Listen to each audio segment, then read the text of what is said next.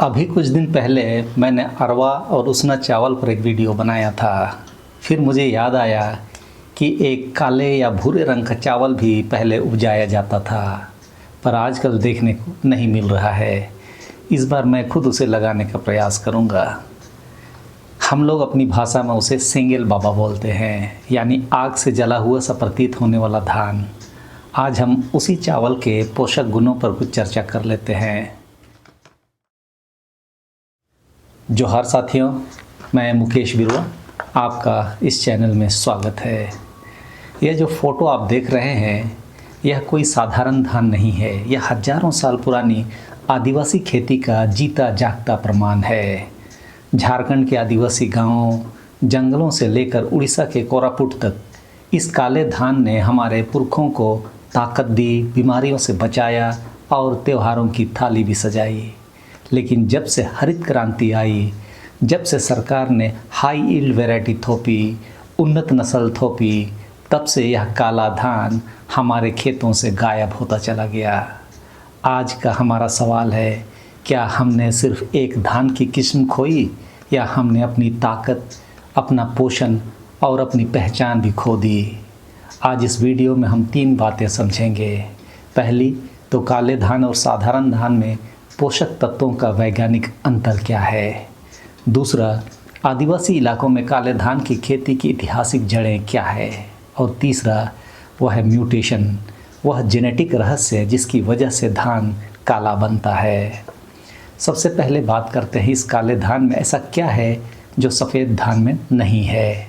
बोलने के लिए काला धान बोल रहे हैं, लेकिन इसका चावल भी इसी तरह लालिमा लिए हुए होता है। हम लोग तो सेंगेल बाबा बोलते हैं ये हो भाषा में। काले धान का काला रंग किसी जादू से नहीं आता।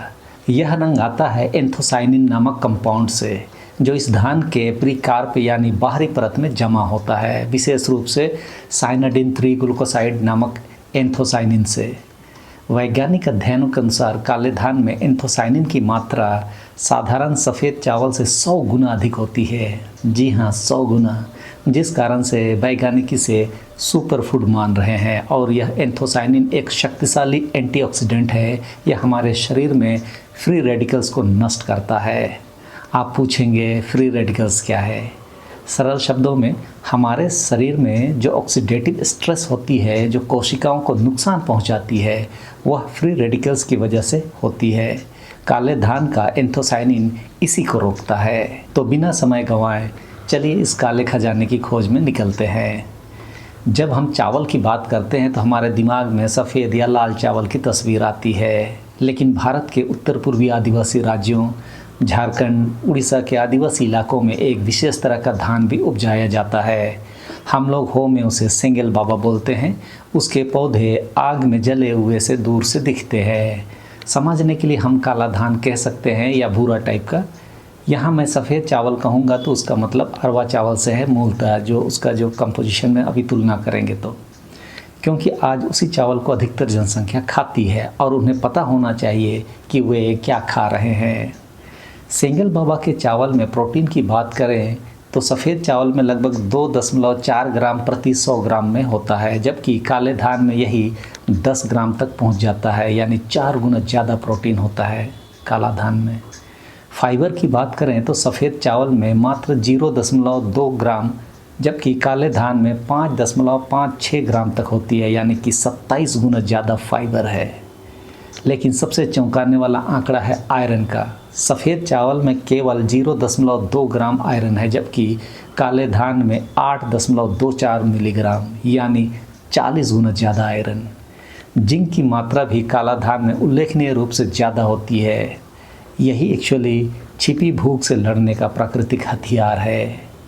अब थोड़ा यह भी जान लेते हैं कि यह काला, भूरा या लाल धान मतलब सेंगेल बाबा हमारे आपके शरीर में करता क्या है। सबसे पहला और महत्वपूर्ण तो मानव शरीर के दिल को स्वस्थ रखता है। एंथोसाइनिन धमनियों में कोलेस्ट्रॉल प्लाक को जमने से रोकता है। अध्ययनों में पाया गया कि नियमित सेवन से खराब कोलेस्ट्रॉल 15% तक कम हो सकता है। दूसरा, डायबिटीज़ के लिए यह वरदान है। इसका ग्लाइसेमिक इंडेक्स बहुत कम है, यानी यह धीरे धीरे ग्लूकोज रिलीज करता है, जिससे ब्लड शुगर में अचानक उछाल नहीं होता, जिसे स्पाइक बोलता है लोग। डायबिटीज़ के मरीजों के लिए यह बहुत बेहतर विकल्प है, क्योंकि यह ब्लड शुगर लेवल को स्थिर रखता है। तीसरा है पाचन तंत्र के लिए यह रामबाण है। इसमें 5 ग्राम से ज़्यादा फाइबर होता है, जो सफ़ेद चावल से 4 गुना ज़्यादा, जो आंत के अच्छे बैक्टीरिया को बढ़ाता है।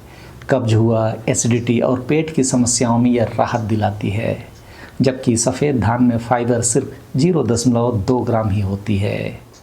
चौथा, त्वचा और बाल के लिए यह बहुत उपयोगी है। एंटीऑक्सीडेंट्स उम्र बढ़ने की प्रक्रिया को धीमा करता है। जापान में महिलाएं इसे खूबसूरती के लिए खाती है। यह शक्तिशाली एंटीऑक्सीडेंट शरीर में सूजन को कम करता है, हृदय रोग से बचाव करता है और कैंसर रोधी गुणों वाला है। अभी तक के शोध में यह पाया गया कि इसमें 23 से भी ज़्यादा प्रकार के एंटीऑक्सीडेंट पाए जाते हैं।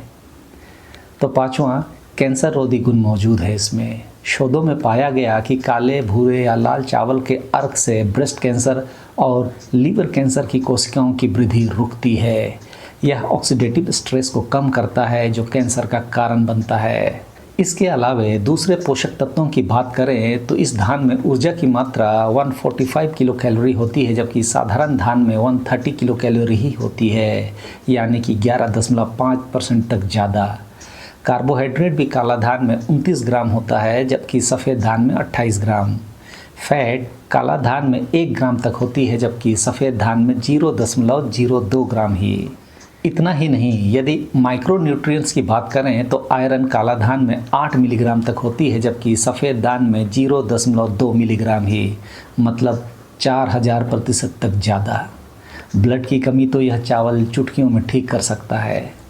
जिंक की मात्रा काला धान में 2.7 से 3.02 मिलीग्राम तक होती है, जबकि सफ़ेद धान में बहुत ही कम होती है। मैग्नीशियम काला धान में 49 मिलीग्राम होता है, तो सफ़ेद धान में सिर्फ 13 मिलीग्राम ही, मतलब 277% ज़्यादा मैग्नीशियम। काला धान में कैल्शियम की मात्रा 24 मिलीग्राम तक होती है, जबकि सफ़ेद धान में काफ़ी कम होती है। तांबा भी काला धान में 4.3 मिलीग्राम तक होता है, जबकि सफ़ेद धान में तो नगण्य होता है। बायोएक्टिव कंपाउंड्स की बात करें तो एंथोसाइनिन काला धान में 38 से 74 मिलीग्राम प्रति 100 ग्राम में होती है, जबकि सफ़ेद धान में 0.25 मिलीग्राम से कम होती है, यानी 100 गुना से भी अधिक होती है। फ्लेवोनॉइड्स भी सफ़ेद धान से 10 गुना ज़्यादा होता है, जो शरीर में फ्री रेडिकल से लड़ता है, जिस कारण ऑक्सीडेटिव स्ट्रेस कम होता है और कैंसर, हृदय रोग, न्यूरोडिजेनरेटिव विकारों के जोखिम को कम करता है। कैरोटीनॉइड्स काला धान में सफ़ेद धान से 5 गुना ज़्यादा होता है। फेनोलिक कंपाउंड भी काला धान में 500 से 577 मिलीग्राम तक होती है, जबकि सफ़ेद धान में नगण्य होती है।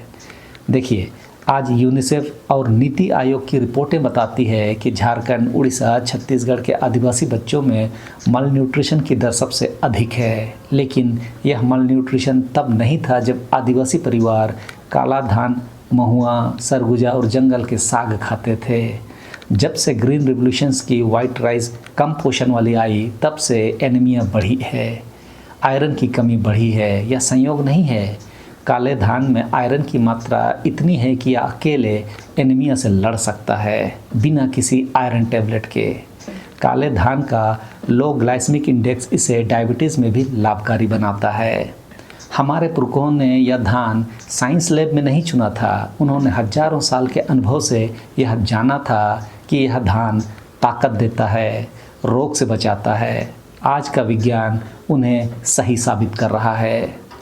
अब एक सवाल, यह काला धान हमारे आदिवासी इलाकों में कब से उगाया जाता है? कोरापुट जिले के जियोपोर ट्रैक को वैज्ञानिक इंडिका राइस का ओरिजिन सेंटर मानते हैं, यानी वह भूमि जहां से धान की इंडिका प्रजाति का विकास हुआ। यह ईस्टर्न घाट के ऊंचे पठार पर स्थित है, जहां की ऊंचाई 1500 मीटर तक है। यहाँ की आदिवासी जनजातियाँ खोंद, भूमिया, सोरा, प्राजा हजारों साल से इस धान की 3000 से अधिक देसी किस्में उगाती आई है। इनमें से कई किस्में रंगीन, काली, लाल, बैंगनी आदि होती है। कोरापुट का काला जीरा धान, जिसे प्रिंस ऑफ राइस कहते हैं, इसी परंपरा का हिस्सा है। यह धान काले रंग का सुगंधित और छोटे दाने वाला है। इस धान को जनवरी 2024 में ज्योग्राफिकल इंडिकेशन टैग मिला। इस धान को भुवनेश्वर के लिंगराज और अनंता वासुदेव मंदिर में प्रसाद के रूप में भी चढ़ाया जाता है। यानी यह धान सिर्फ भोजन नहीं, यह आदिवासी आध्यात्मिक जीवन का हिस्सा भी है। झारखंड, पश्चिम बंगाल और उड़ीसा, इन तीनों राज्यों में काला धान इंडिजीनियस है। संथाल, मुंडा, हो, उरांव, इन सभी समुदायों में काले धान की खेती की परंपरा रही है। पुराने दिनों में, आज से 50-60 साल पहले, हर आदिवासी परिवार अपनी ज़मीन का एक हिस्सा इन देसी रंगीन किस्मों के लिए रखता था। बार्टर सिस्टम या वस्तु विनिमय प्रणाली में इसकी अलग कीमत थी। उड़ीसा के कोरापुट में एक खोंद आदिवासी किसान सुरुबादी और भालुदान नाम के काले धान आज भी उगाते हैं, सिर्फ कंजर्वेशन और अपने परिवार के खाने के लिए। मेघालय में 3 जनजातियां इस धान को अलग अलग नामों से जानती है। गारो जनजाति इसे मीग्रिम कहती है, जबकि खासी और जयंतिया दोनों इसे जाइयों कहते हैं। मणिपुर में चाखाओ नाम का काला चावल, जिसका अर्थ है स्वादिष्ट चावल, आज भी खाया जाता है और यह मणिपुर की इंडिजिनियस फूड आइडेंटिटी का हिस्सा है। असम के पारंपरिक काले चावल की किस्मों को आज भी वहाँ की जनजातियाँ मेडिसिनल राइस मानती है। तो दोस्तों, काले धान की यह खेती कोई नई ट्रेंड नहीं है, यह हजारों साल पुरानी ज्ञान परंपरा है। विडंबना यह है कि जो धान कभी इम्पेरस राइस था, जिसे चीन में सिर्फ राजा खाते थे, वही धान भारत के आदिवासी किसान पीढ़ियों से खाते आए हैं। अब हम उस सबसे रोचक सवाल पर आते हैं, या वैज्ञानिक भाषा में कहें तो काला धान क्यों बनता है। इसका जवाब एक जेनेटिक म्यूटेशन में छिपा है। जब किसी पौधे के डीएनए में, उसके क्रोमोसोम में कोई बदलाव होता है जो उसके रंग, रूप या गुण को प्रभावित करे, तो उसे म्यूटेशन कहते हैं। यह बदलाव प्राकृतिक भी हो सकता है और मानव निर्मित भी। काले धान का रंग एक प्राकृतिक म्यूटेशन का परिणाम है जो लाखों साल के विकास क्रम में हुआ। 2015 में जापानी वैज्ञानिकों ने इसके जीन का अध्ययन किया और पाया कि इसमें कालाचार नामक एक विशेष जीन है जो एंथोसाइनिन का उत्पादन करता है। यह प्राकृतिक म्यूटेशन का परिणाम है जिसे आदिवासी किसानों ने सदियों पहले पहचान लिया था। यहाँ सबसे महत्वपूर्ण सवाल यह है कि जब आधुनिक विज्ञान को यह अभी अभी पता चल रहा है, तो आदिवासी समुदाय इसे हजारों साल से कैसे जानते थे। यहाँ एक और महत्वपूर्ण बात समझनी होगी। सफ़ेद चावल, जिसे आज हम नॉर्मल मानते हैं, असल में एक म्यूटेशन का ही परिणाम है। वाइल्ड राइस और प्राचीन धान की अधिकांश किस्में रंगीन थी, लेकिन जब आरसी जीन में एक 14 बेस पेयर डिलीट हुई, यानी डीएनए के 14 अक्षर मिट गए, तो पेरिकार्प यानी धान की भूसी का पिगमेंटेशन बंद हो गया। यह एक तरह का लॉस ऑफ फंक्शन म्यूटेशन था। इसी से सफ़ेद धान का जन्म हुआ।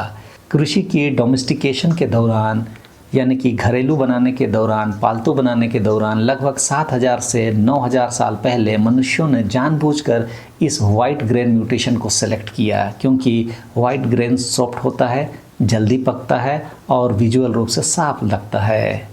लेकिन इस सिलेक्शन के साथ हमने अनजाने में एंथोसाइनिन, फाइबर, आयरन और एंटीऑक्सीडेंट्स को भी खो दिया।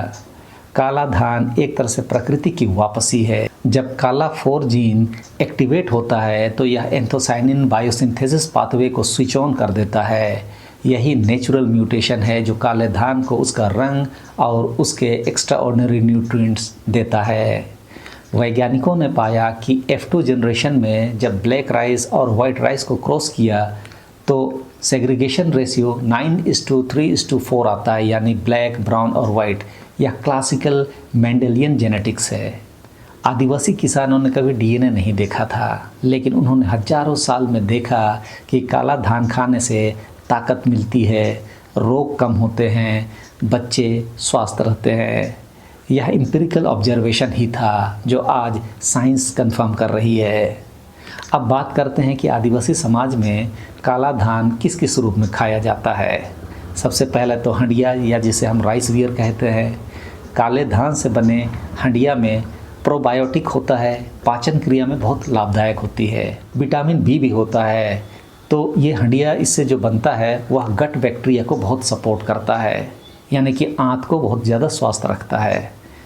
इसका उसना भात या पारबॉइल्ड काला चावल विटामिन्स को बरकरार रखता है, जिस कारण से इसमें हाई आयरन होता है, हाई फाइबर को बनाए रखता है, जो एनीमिया में बहुत ही लाभकारी होता है। इसका जो पीठा या लिट्टी बनता है त्योहारों में काले चावल का आटा से, वह एंटीऑक्सीडेंट और एंथोसाइनिन से भरे होते हैं। काले चावल की खीर हाई प्रोटीन और जिंक से भरी होती है। दलिया भी बनाया जाता है इस चावल का, जो बीमार और बुजुर्गों को देने से इजी डाइजेशन तो होता ही है, साथ ही हाई न्यूट्रिएंट्स का फ़ायदा भी मिलता है। आदिवासियों ने इस तरह की फसल को संरक्षित रखा क्योंकि आदिवासियों को पोषण आधारित अनुभव का ज्ञान था। यह फसल कम संसाधनों में भी जिंदा रह लेता है और सबसे बड़ी बात, इसके पारंपरिक बीज आदिवासी समुदाय के बीच ही बचे हैं। तो एक तरह से आप सीड सोवरेनिटी कह सकते हैं। इन पौधों में रासायनिक खादों की भी ज़रूरत नहीं होती है। इसकी क्वालिटी को बनाए रखने के लिए उष्णा विधि सबसे कारगर उपाय है, अरवा नहीं, जिस कारण से इसके पोषक तत्व बरकरार रहते हैं। तो इस तरह आदिवासी खान पान में काला धान सिर्फ पेट भरने का साधन नहीं था, यह इनकी मेडिसिनल सिस्टम का हिस्सा था। सिकल सेल डिजीज, जिससे आदिवासी इलाकों में काफ़ी लोग पीड़ित हैं, उसमें आयरन रिच डाइट ज़रूरी है। काला धान यही काम करता था, लेकिन ग्रीन रेवोल्यूशन ने इस पूरे फूड सिस्टम को डिसरप्ट किया। हाई यील्डिंग वैराइटीज़ दिखने में अच्छी थी, प्रोडक्शन ज़्यादा था, लेकिन न्यूट्रिशन में वे कमज़ोर थे। तो साथियों, आज हमने क्या समझा? पहली बात, काला धान न्यूट्रिशनली एक सुपर फूड है। एंथोसाइनिन, आयरन, जिंक, फाइबर सब कुछ सफ़ेद चावल से कहीं अधिक। दूसरी बात, यह कोई नई ट्रेंड नहीं है, यह हमारे पुरखों की हजारों साल पुरानी खेती है। जियोपोर ट्रैक से लेकर झारखंड के जंगलों तक यह धान हमारी पहचान है। तीसरी बात, यह काला रंग एक प्राकृतिक जेनेटिक म्यूटेशन का परिणाम है। काला जीन्स और पीपी जीन्स जो एंथोसाइनिन बायोसिंथेसिस को एक्टिवेट करते हैं। अब सवाल यह है कि इस धान को वापस लाने की जिम्मेवारी किसकी है? सरकार की तो है ही। पेशा के तहत 5th शेड्यूल के तहत आदिवासी ग्राम सभा को यह अधिकार है कि वे अपने पारंपरिक बीजों, अपने खेती परंपराओं की रक्षा करें। लेकिन हमारी यानी आपकी और मेरी भी जिम्मेदारी है। अगर आप आदिवासी इलाके से हैं तो अपने घर के बुजुर्गों से पूछिए, क्या पहले काला धान या सेंगेल बाबा उगाते थे? क्या अभी भी कोई किसान उगाता है? उस बीज को बचाइए। और अगर आप शहर में हैं तो जब भी मौका मिले काले चावल को अपनी थाली में शामिल ज़रूर कीजिए। यह सिर्फ खाना नहीं है, यह एक कल्चरल और पॉलिटिकल स्टेटमेंट है। अगर यह वीडियो आपको जानकारीपूर्ण लगी हो तो लाइक करें, शेयर करें और कमेंट में बताएं, क्या आपके इलाके में काला धान उगाया जाता है? उसे क्या कहते हैं आप लोग? तो इस वीडियो में इस समय के लिए इतना ही। सबों को धन्यवाद। जोहार।